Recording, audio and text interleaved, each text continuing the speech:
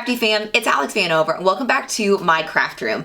In this video, I'm going to show you how to use epoxy and silicone molds to make really fun stuff just like this. In case you guys weren't aware, tumblers are not the only way that you can craft with epoxy. You can do a lot of other fun things with epoxy, so I'm going to show you 3 different ways to do it. So let's get started. Okay, Crafty fam, in this video I am super excited to show you 3 different ways to try silicone molds. The first one I'm going to show you is just this little chocolate mold that I bought from Michael's. This is what I do with my epoxy after I make a tumbler and I have leftover epoxy that I don't want to waste. So again, you can just buy them in like the baking section of Michael's. They're super cute, super easy to work with, and they make really fun little gems and lots of different shapes. So let's say I had all this epoxy left over from my tumbler with glitter already mixed into it, then I literally just start pouring it into as many of the shapes as I have enough epoxy for. It's really that easy. These are cute little gemstones in case you haven't noticed, but they have tons of different shapes that you can choose and they're a lot of fun.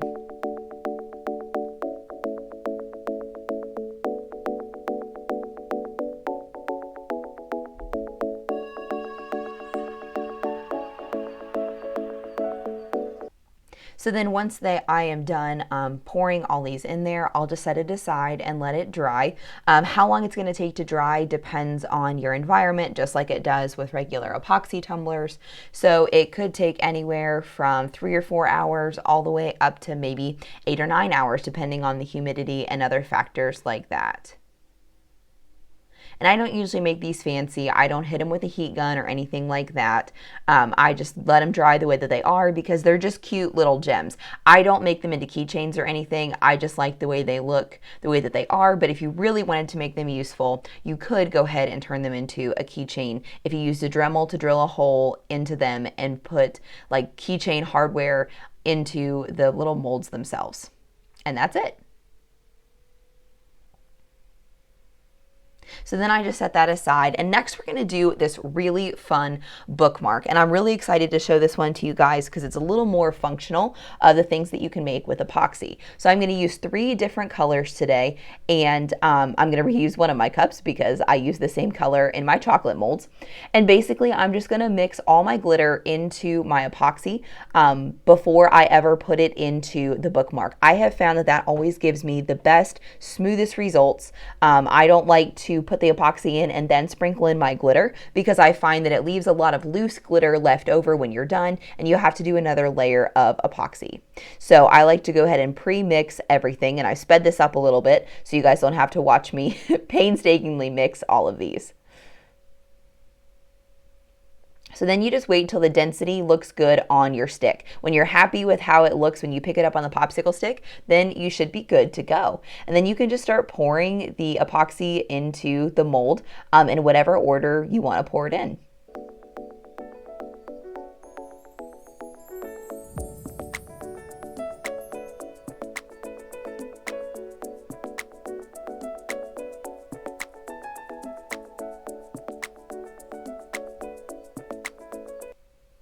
And make sure that you work it well into the corners and any crevices that your mold has, depending on the mold itself. You just want to make sure that you're getting in all the nooks and crannies because that's sometimes where the air bubbles like to hide. So just make sure that you're literally pushing the epoxy into the sides, into the corners using your popsicle stick.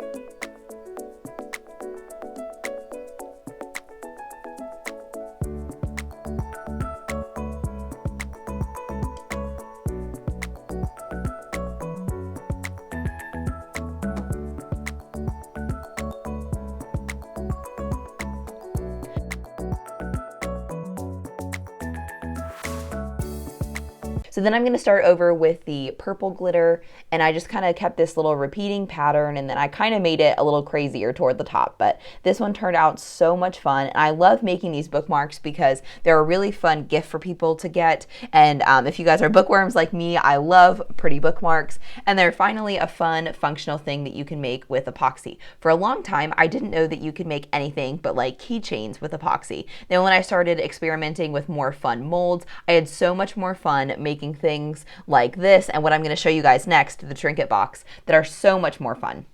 So you'll notice there's a little bit raised area in the center of that bookmark, and that's the spot that's going to create the hole in case you want to put a tassel on your bookmark. So make sure that you're mindful of getting your epoxy all the way around that. And again, this is an area where you want to work it into those corners, especially areas where you're using chunky glitter like this. You definitely need to work it into where you want it to go.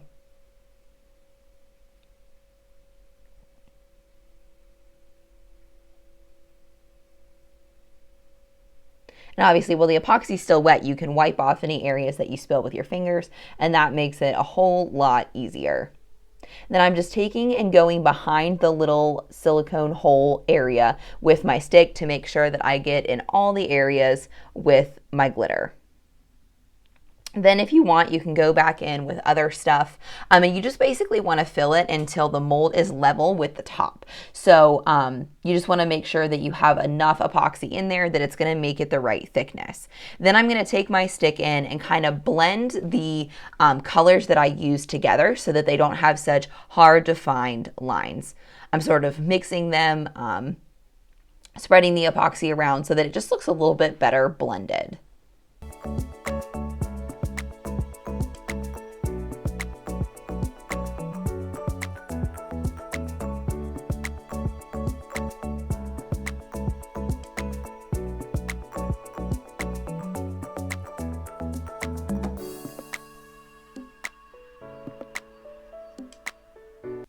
Then you can see the color a little bit better when I tip the tray up there, but it really is really bright and vivid and fun.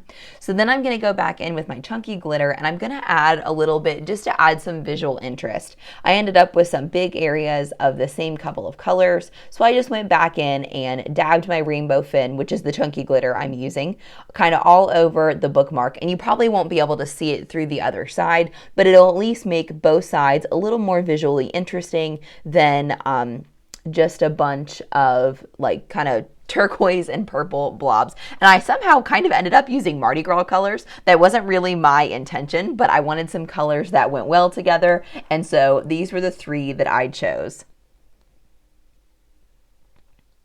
And then after you're all set, make sure that your mold is as full as you'd like it to be, which means that it's basically even with the sides as close as you can get it. And then you're all done.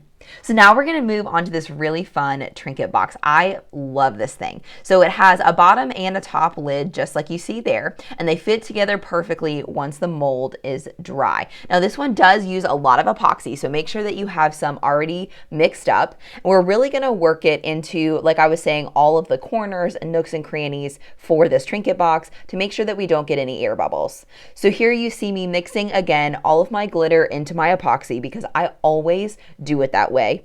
Even if you have to end up mixing more later, I like to mix my glitter ahead of time into my epoxy.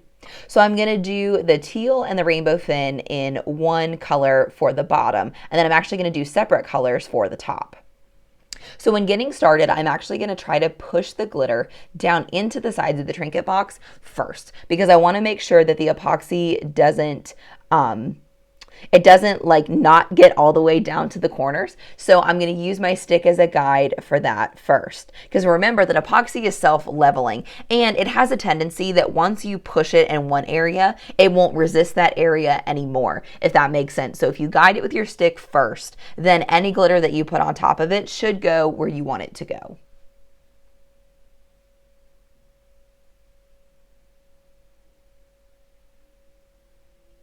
I think if I remember right, I had to end up mixing more glitter, but that's okay. So I started by putting everything that I had in my little 2-ounce portion cup down into my mold. And yeah, there I end up mixing it again. And all I had to do was basically try to make sure that the proportion was the same. So the amount of teal glitter that I used and the amount of rainbow fin glitter that I used were pretty much the same as before, and you'll never know that there's any difference. So it's really easy to mix more with molds, no big deal. So I kind of filled it more so that I was closer to the top.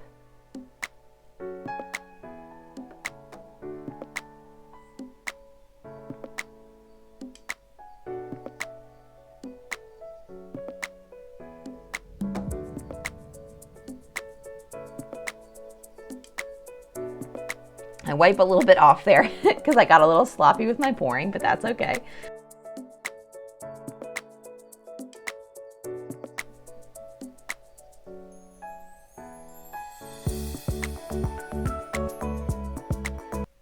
And then you're gonna see me kind of flex the mold and make sure to work it. Now I'm picking it up and checking around all the bottom sides to make sure that there's no bubbles. If you see any areas where glitter and epoxy have not gone, you'll know that a little bubble has gotten stuck there. So I know you can't see that because it's overhead, but I was checking out all the sides this way. And it looks like my epoxy did pretty well on its own, so I didn't need as much guiding in this mold, but you'll see me in the lid do a lot more guiding because of all the corners that the lid has.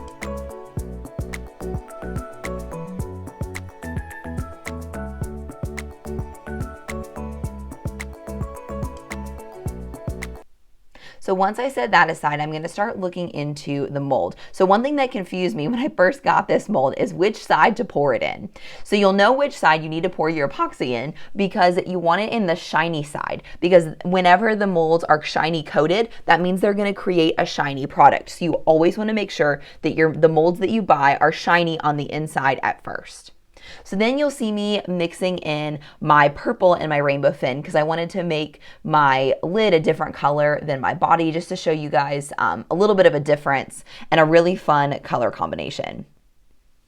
So those edges, those are the corners that are going to cause me some problems. So you'll see me do quite a bit of guiding with my popsicle stick here as I pour some in, and basically one of the first things I do is go work it into all those corners. Just like that.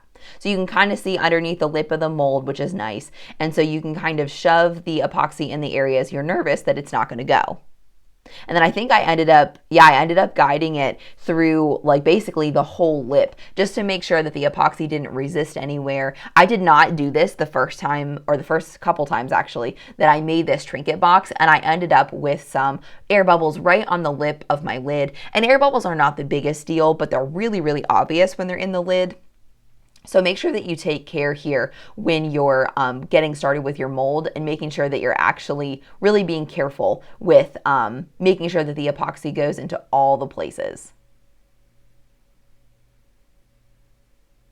So you'll see right there I have a little air bubble, so I always go back with my stick and make sure that I'm going to get it in that spot so that it doesn't stop there. And I don't know why that is. Air bubbles are normal, but I guess because the top has some areas that are covered, maybe that's where the air tends to kind of let itself out. I don't know. But you'll also see that when I'm finished with this, I'll go over it with the heat gun, which will also help work out any air bubbles. So some people use a torch. I usually just stick with a heat gun, but there are some ways to minimize the number of air bubbles that you get when you do a little more complex molds like this. A lot of the simpler ones, you're not even going to have to worry about air bubbles, but when you have one as geometric as this with as many points and corners as I have, that's the reason that we're having some problems here. So I ended up measuring just about the right amount because the mold basically filled right up to that lip that you see. And there you see me kind of working out those air bubbles with using my stick.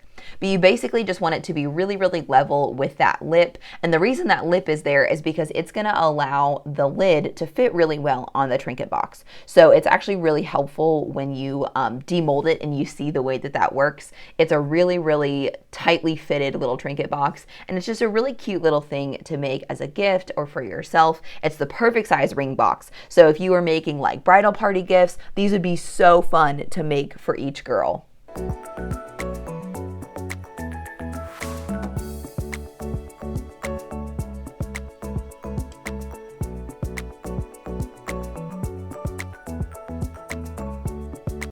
I'm trying to get any last bit of epoxy there. And another trick that I make sure it's I get down at eye level to see if my mold is fully full. So that's a great trick. You can't see me doing it here, but eye level always lets you know. And then here's me using my heat gun on the Trinket box. And again, you don't want to go too crazy with it. I just turn my heat gun on low, and then I move all my other epoxy out of the way so I don't get it super hot. I basically just blow it a little bit over the top. You can also use a hair dryer if you don't have one, but a heat gun does work better because it is much, much higher heat. And there you go. So now these had dried overnight. Everything is all set and ready to go. So I'm going to show you demolding these. So these are the 3 colors I used. I wanted to make sure you guys saw this. It was Atlantis, which is a holographic teal, Squid Ink, which is a deep purple, and Rainbow Fin, which is my chunky glitter. Those are all 3 by StarCraft, which of course I got at 651 vinyl.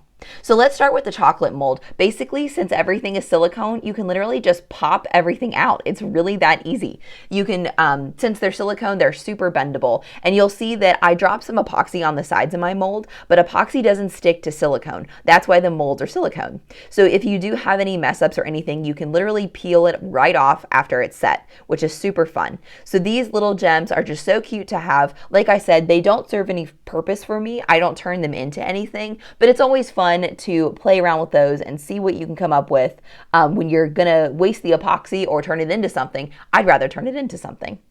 So with the Bookmark, all I did was just peel away the sides first before I attempted to fully demold it. And then I just peeled the, there's a little hole that you can see, but I just peeled the silicone mold right off of it. So it's different on each side, and I love the way that it turned out. But what you'll need to know is that sometimes when you have bookmarks like this, you need to let them lay flat until it's fully cured. So if it's still a little soft when you take it out of the mold, just make sure that you lay it flat. And if you get any little jagged sides like I did, my mold was a little bit over full, you can take some sandpaper and lightly sand the sides, and then it might dull up your epoxy a little bit, but you can always go back and add a little bit of extra epoxy painted over the top to make it shiny again. And then for the Trinket Box, I'm starting with the lid, and I just peeled away all the sides before attempting to peel away the whole thing. And look how beautiful this thing turned out. The lid is so shiny and gorgeous, and look at that lip. It looks great. I only got 2 teeny tiny little air bubbles right there, and that's it. So it actually turned out a lot better than my first few that I've done so far, and I love how the lid has that geometric top, and it's so shiny. It turned out so pretty. So then the bottom is a little bit tougher, but it's still not very hard. You just peel away the sides of the Trinket Box like this, and then you can literally flip the mold inside out. Since it's silicone, it has a ton of elasticity, so you can flip it inside out as much as you need to. Then you're kind of peeling off the bottom of the Trinket Box and the bottom of the mold to get it completely free, but it's super, super easy to do. And look how fun this turned out. See, it flips right inside back out, just the way that it normally was. And then look how great this turned out. All the edges turned out really, really smooth, no major air bubbles or anything like that. And the lid fits on perfectly. I just love, love, love those little Trinket boxes. Tell me in the comments which mold you're most excited to try first with your epoxy. And I'll be sure to link all of the molds that I used in this video in the description box for you in case you want to check out the same exact molds that I have. And if you try any molds at all, I would love to see your work. So please make sure that you tag me on social media, and I'll put all my handles on the screen so that you know where to find me. I hope we can craft again soon.